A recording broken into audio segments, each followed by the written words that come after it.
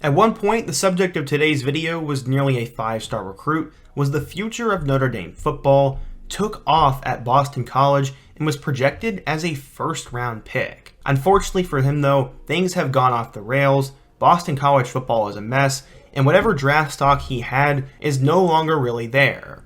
We're obviously talking about Phil Jurkovec, and in today's video, I'm going to do my What Happened To video series, as we're going to talk about his rise as a player, his career so far, and what has ultimately led to all this struggle for both Boston College and Jurkovec. But before we get into it, we're just over 4,000 subscribers away from 100K, so be sure to hit that subscribe button, leave a like if you want to support today's video, let me know what player I should take a look at next, and turn on post notifications so you never miss when I upload. Now, let's get started and talk about what has happened to Phil Jurkovec. Besides Matt Ryan and Doug Flutie, there are not many Boston College quarterbacks that come to mind for me. Ever since then, they have struggled to field a star at that position, but when Phil Jurkovec arrived in 2020, he really changed the game. But he wasn't always at Boston College. Going back in time, Phil Jurkovec was always a big fan of Notre Dame, and there are multiple reasons why he liked Notre Dame. The gold helmets, the national spotlight, and his grandmother's side of the family was 100% Irish. He's also a big fan of Joe Montana, who is another Western Pennsylvania native. At 10 years old, Jurkovec knew he was going to be special, and he became a quarterback. He'd eventually arrive at Pine Richland High School, and people had already heard of him. He was somewhat of a movie star in the area before he ever even took a snap for the varsity team. Back in 2014, there was a highlight film of him playing on the 9th grade team, which generated more than 11,000 views on YouTube. Allegheny County is Pittsburgh Steelers country, and Jurkovec emerged as one of the most decorated high school quarterbacks in the region's rich football history. Jurkovec would set a state record for single-season offensive yardage with 5,180 total yards. He threw for nearly 4,000 with 39 touchdowns, and then had 1,200 yards on the ground with 24 scores there. He also led his team to a 6A state championship, and because of that, he was a big-time college football prospect. He was selected to play in the Army All-American game, and it meant a ton for him to be named that. He said, quote, "My uncle was in the Marines, and I've had other family members who were in the military. That part of the game was really cool, and that's an important aspect to me." In terms of recruiting, he was wanted by most schools in the country, but one school, as we've talked about earlier, had his heart from a young age. He said, quote, "Notre Dame was my dream school growing up. There's a lot of great things about Notre Dame. The school, how much they win, the culture of it, and the players. There was a lot of good people there." But at the same time, he also grew up in the state of Pittsburgh, so naturally he was also a Pitt Panthers fan, and Pat Narduzzi offered him while he was in 10th grade. Eventually he would choose Notre Dame over the likes of Pitt, Penn State, and Ohio State. He's regarded as one of the top quarterbacks in Pennsylvania high school football history, and that ranking definitely translated over to 24/7 Sports. According to them, he was the number 4 pro-style quarterback and the number 83 player in the class of 2018. He had a lot of hype, and some said he could come in and win the job as a true freshman. But how would things play out in South Bend? He was very highly anticipated when he arrived at Notre Dame, but not everything would go according to plan there. With Ian Book as the full-fledged starter at quarterback, Jurkovec was going to have to battle Brandon Wimbush for the backup spot. Ultimately, he'd spend most of his time on the bench. He would appear in 2 games as a freshman, and I mean this was expected. When Wimbush went off to UCF though, he was now going to be the main backup. He would appear in his first game against New Mexico and would throw his first touchdown pass against Bowling Green. He threw a touchdown in their loss to Michigan and saw a total of 4 snaps in 3 games the rest of the year.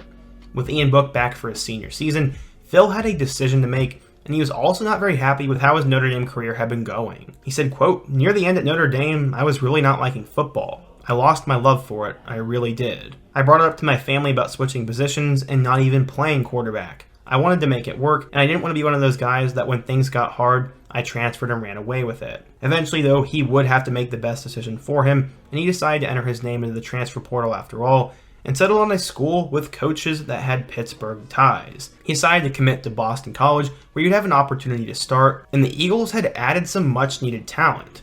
They had hired Jeff Hafley away from Ohio State, and he brought former 5-star running back Jalen Gill with him. Jurkovec was now at a Boston College program where he could play and develop in a pro-style offense, and many were excited to see what he could do. Steve Adazio was the definition of average while he was at Boston College, and they really needed something fun to make the program better.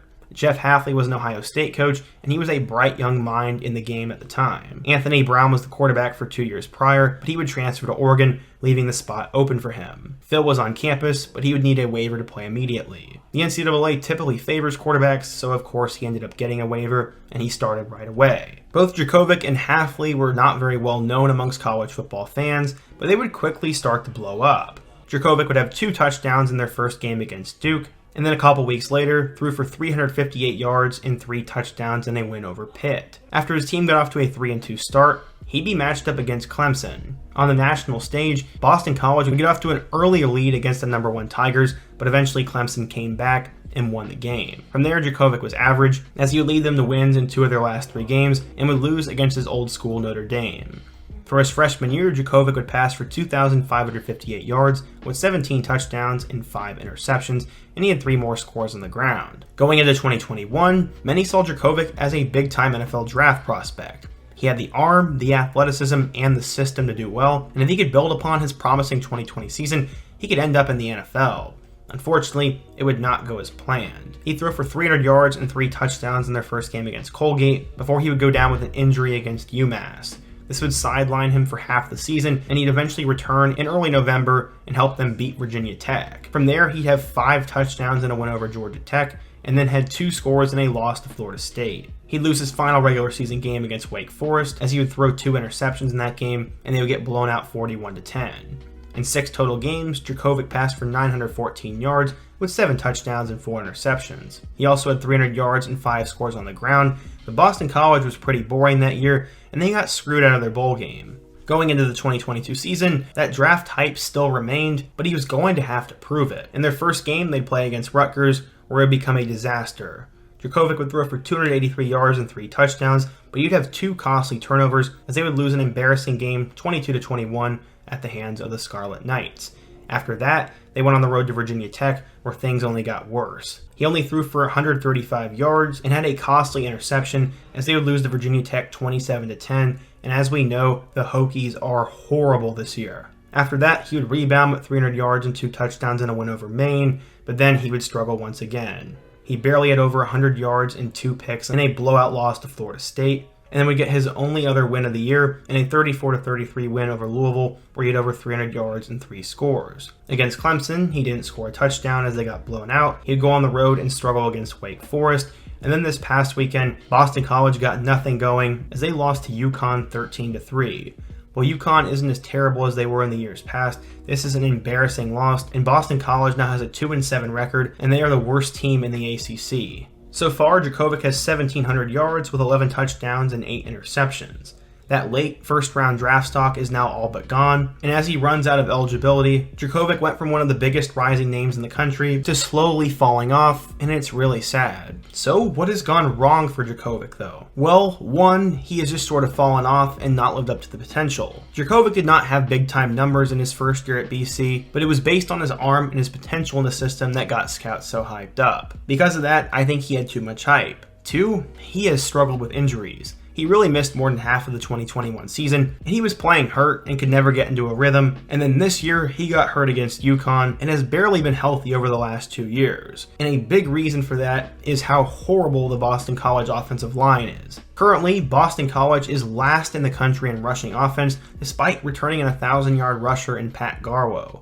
They're also number 122 out of 131 teams in sacks allowed, so Jurkovec has no time. Defenses know they're going to pass it, he's hurt, and they don't have a ton of talent at the skill positions anyways. Pretty much everything is going against Jurkovec right now, so while many on the outside probably think he's just gotten worse, honestly, a lot of this is him just getting screwed over, and it's mostly out of his control. Right now, there's no way he's going to get drafted, but because of his intangibles and his physical traits, I could see Jurkovec going as an undrafted free agent, and he could find himself as a backup in the NFL. That is, if he can somehow stay healthy. Right now, we don't even know if he's going to play the remainder of the year. We don't know if Boston College will win another game, and I don't know if Jeff Hafley is even going to stick around.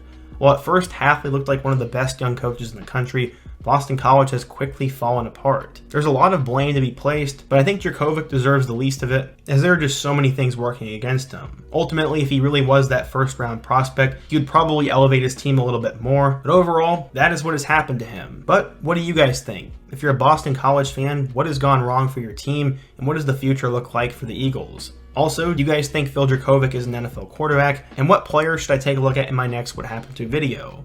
Be sure to let me know down below, leave a like if you want to support today's video, subscribe if you're new, and check out all my other videos on the end screen.